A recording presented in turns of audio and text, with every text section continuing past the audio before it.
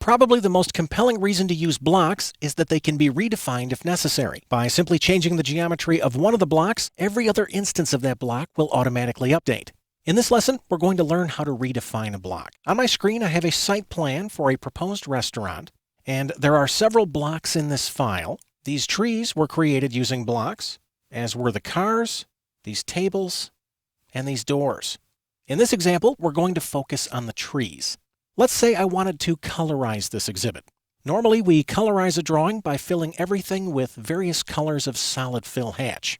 Now, I'm sure you would agree it would be very time-consuming if we had to hatch each of these trees individually. Fortunately, we don't have to do that.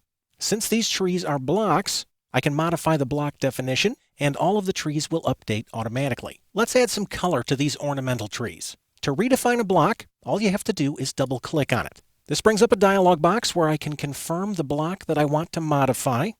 I'll click OK, and then AutoCAD brings up the block editor. This allows me to jump into the block itself and get access to the individual components. Notice the new block editor tab and the additional tools. Also notice the model space background color has changed. This is so that I don't forget that I'm in the block editor. Now the block editor can do a lot of things. We can add special grips to modify the block shape. We can apply parametric constraints. We can also create multiple visibility states. For right now, we're just going to make some simple changes to the geometry. I'd like to start by erasing some of this line work. So I'm going to set the Home tab current, and I'll launch the Erase command. I'll select this geometry and this extra circle. Now I'll hatch this remaining shape. To do that, I'll launch the Hatch command, and then I'll click the Pattern Flyout. And you know what? Let's kill two birds with one stone. Let's take a look at the Gradient Fill hatch as well.